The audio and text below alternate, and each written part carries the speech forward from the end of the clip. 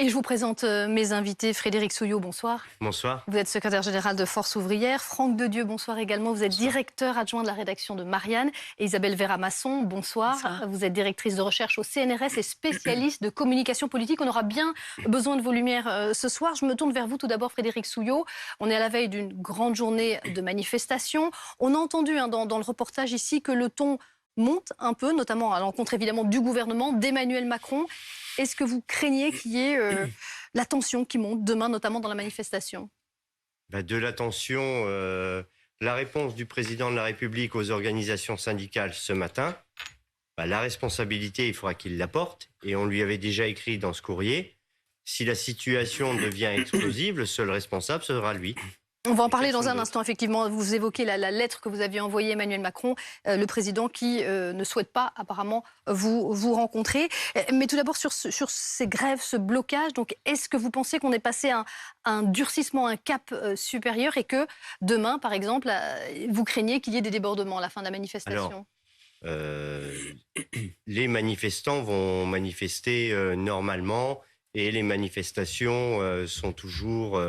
encadré, il n'y a pas de sujet. Mais de plus en plus, des militants nous disent on va bloquer les ronds-points si c'est ce que veut le président de la République, parce que les manifestations bien encadrées et ça ne lui fait rien, on va lui montrer comment on peut bloquer l'économie par la grève et barrages filtrants et tout ce qui ira avec. Donc il y aura des actions coup de poing qui vont se multiplier. On en a vu quelques-unes, on en a vu dans le sujet.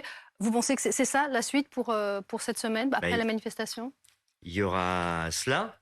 Et si ces millions de travailleurs qui manifestent depuis début janvier ne sont pas entendus, la responsabilité du gouvernement, s'il y a radicalisation, c'est lui qui devra la porter. Franck Dedieu, est-ce qu'on va vers une radicalisation justement on sent que du côté du gouvernement, on va en parler dans un instant, ça se radicalise aussi, le ton se durcit. Est-ce que vous pensez qu'on est vraiment à un cap particulier dans cette contestation? C'est très difficile de le dire, on verra demain. Et les manifestations des week-ends sont normalement des manifestations où on est censé manifester en famille dans une certaine quiétude. En revanche, il y a effectivement, apparaît un conflit de légitimité, avec un président de la République qui dit dans sa lettre, finalement, je réaffirme une sorte de posture un peu gaullienne. Il réaffirme aussi sa légitimité élective en mai dernier. Et puis, en face de cela, une légitimité de la rue, où, pour répondre à votre question, je dirais l'écart se creuse. Nous, on a regardé le taux d'approbation des élections et d'Emmanuel Macron par rapport aux inscrits, c'est-à-dire en tenant compte de l'abstention. Vous avez 20% du corps électoral, simplement au premier tour, qui a voté pour Emmanuel Macron. Songez qu'en 1969, Georges Pompidou avait presque le double, 34%. Donc vous avez, même de point de vue de la légitimité élective qui ne se discute pas, une sorte de faiblesse arithmétique, 20%. Et en face de cela, vous avez, je dirais, une opposition qui ne faiblit pas. 65%, 74%, 75% du côté des actifs. Le contraste est absolument saisissant. Ça voudrait donc dire, et c'est là où ça pose un véritable problème, c'est que est-ce qu'on peut gouverner contre le peuple en respectant bien sûr les institutions? Répondre à cette question, c'est vertigineux, à vrai dire. Un écart qui se creuse, c'est votre analyse aussi, Isabelle Vera-Masson. Un mouvement qui se durcit des deux côtés. En fait, c'est la suite logique, puisqu'on approche aussi du vote final, en fait, de cette réforme. Oui. Bon, tout d'abord, je voudrais quand même signaler qu'on ne peut pas complètement comparer une élection avec les sondages. Parce que quand vous parlez d'une majorité, c'est les sondages. Parce que si on compare la proportion des gens qui descendent dans la rue par rapport aux électeurs, alors là, les chiffres n'ont plus rien à voir. Donc attention de ne pas se servir de chiffres pour dire des choses qui n'ont pas grand-chose à voir. Alors, qu'est-ce qui se passe en ce moment? C'est évidemment, on est à la veille, vraiment presque à la veille. Hein, on est dans 3 jours du vote définitif. Donc les choses, évidemment... Au Sénat, effectivement. Hein, puisque la la décision se fera au Parlement jeudi. Donc évidemment, les choses se durcissent et elles se durcissent à tous les niveaux. Au niveau de la rue, comme le dit monsieur, moi je dirais au niveau des forces syndicales. Au niveau des forces syndicales, bien sûr, il y a un moment de climax. Enfin, c'est le moment ou jamais de faire céder le gouvernement, puisque encore une fois, ça sera trop tard. Et donc on voit bien que les éléments de langage sont là. Attention, le mouvement va se durcir. Attention, il peut y avoir des violences. Donc chacun est dans sa posture. Chacun est dans sa posture. Le président de la République est en retrait, très clairement. On va en parler justement. Ouais. Le gouvernement monte au créneau à travers les ministres qui sont là pour ça. Mais ce qui est nouveau, évidemment, et c'est sur BFM qu'on l'a appris, c'est qu'il y a d'autres éléments politiques, de communication politique, tout simplement des moments politiques, qui est la menace ultime. C'est la menace de la motion de censure. De la motion de censure, on va en parler et éventuellement de la dissolution. Donc là, on voit bien qu'il s'agit on sort le nucléaire, quoi. On est à ce stade où la menace nucléaire est pratiquement là. Frédéric Suot, on parlait d'Emmanuel Macron, de la réponse qu'il vous a faite dans ce courrier. Alors, il a tout de même tenté de parler encore de dialogue, même s'il n'est pas question de vous rencontrer. On va revoir un petit peu ce qu'il vous dit. Le gouvernement n'est pas resté silencieux. Il rappelle qu'il avait rencontré les syndicats. Il dit que tous les points de vue se sont exprimés et maintenant, c'est le temps parlementaire. Pour vous, comment vous avez reçu cette réponse ? Je voudrais pas dire qu'aujourd'hui, c'est la mode du bras d'honneur du côté de l'exécutif, mais quand même. Allusion effectivement au ministre de la Justice. Mais c'est méprisant.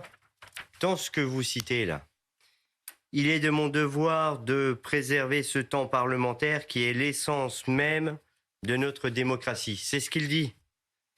Et au même moment où il nous écrit ça et nous l'envoie, il met en place le 44-3 au Sénat pour bloquer le vote. Mais il vous dit que ça fait partie de la Constitution. Oui, il n'a pas inventé, il n'a pas sorti de son chapeau, ça existe. La grève aussi, elle est constitutionnelle.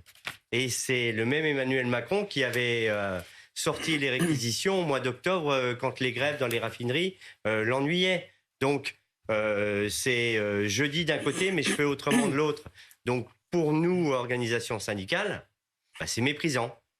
C'est méprisant de faire comme si il n'y avait jamais eu autant de millions de personnes dans la rue.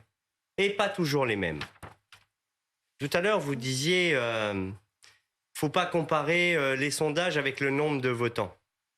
Et les résultats électoraux du président de la République. Oui, mais le résultat électoral du président de la République, il a rencontré les organisations syndicales avant les élections législatives pour essayer de faire passer un message et de montrer qu'il pouvait faire du dialogue social ou discuter. Et il a dit, après le deuxième tour des législatives, j'ai compris, j'ai entendu le dialogue social. Eh bien, moi, je pense qu'il n'a rien compris. Et justement, certains de vos collègues disaient si vous n'étiez pas entendu, la situation pourrait être explosive. C'est ce que nous avons écrit dans le communiqué de l'intersyndicale. Et donc ça veut dire quoi concrètement, la situation explosive si vous n'êtes pas entendu ? La situation explosive, c'est ce que j'expliquais tout à l'heure.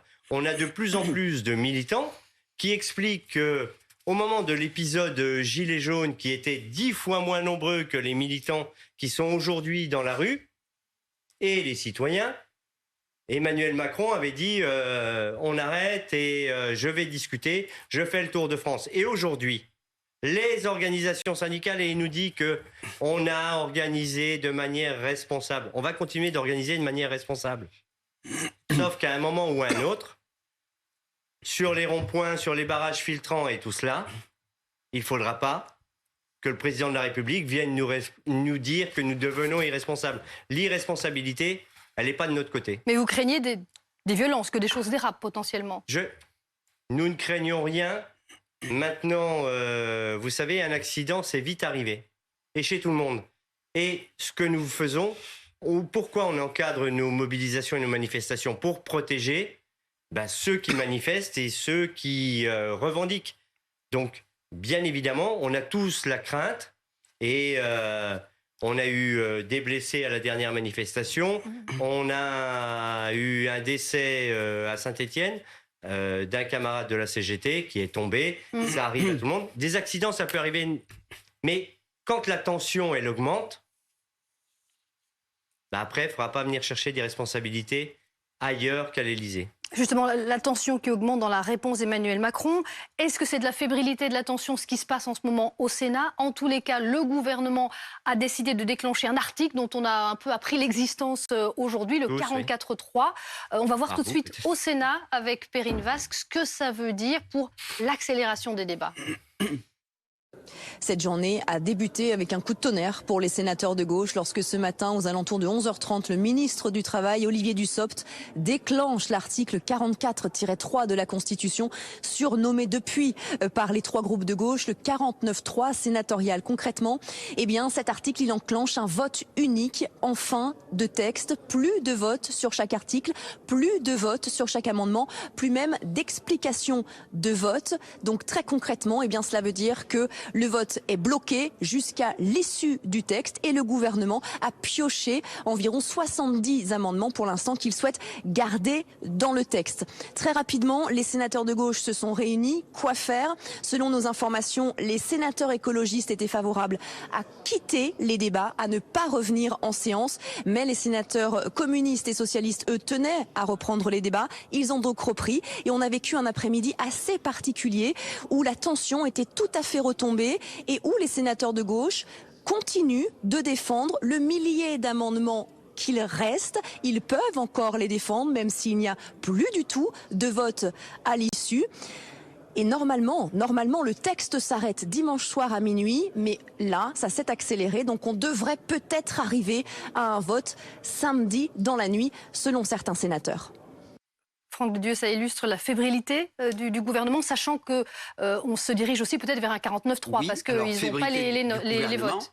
Et mauvais timing quand même du président, qui dit « je vais respecter le processus parlementaire » et les Français découvrent deux articles. Un qui est une procédure de vote accéléré, le 47.1, et un autre, le 44.3, qui est un vote bloqué. Alors, si vous voulez, il y a quand même un contraste saisissant entre le président qui prend la plume pour respecter le temps parlementaire et deux procédés d'accélération du vote. Là, il y a quand même un véritable problème, me semble-t-il. Isabelle Verramasson, là, je vous vois un peu réagir. Oui, on joue un peu sur les mots, puisque, évidemment, le temps parlementaire ne va pas être modifié, puisque ça va s'arrêter dimanche, comme c'était prévu, de la même manière que le Parlement, les discussions parlementaires se sont arrêtées au moment où c'était prévu. Donc, le temps parlementaire a été respecté. Ce qui va être modifié, et c'est exactement ce qui s'est passé à l'Assemblée nationale, c'est l'utilisation par les sénateurs, comme les députés l'avaient fait, des amendements pour déplacer le moment du vote.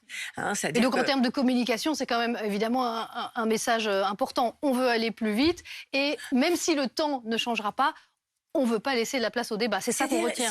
On veut pas non, puisque les débats vont avoir lieu. Alors non, justement, ça a été la réponse de la présidente du Sénat. Non, les débats vont avoir lieu. Ce que va accélérer ce timing, c'est le fait qu'on va aller jusqu'au bout du projet de loi. Et ce qui ne s'est pas passé à l'Assemblée nationale. Donc c'est vrai, on est un peu à front renversé. Ceux qui ne veulent pas de cette loi bloquent le vote, alors que ceux qui la veulent finalement accélère le vote. Donc, il y a quelque chose qui peut sembler un peu paradoxal et on voit bien qu'à l'intérieur de la gauche, il y a eu un débat sur le fait qu'il fallait ou pas bloquer la possibilité d'aller jusqu'au bout des différents...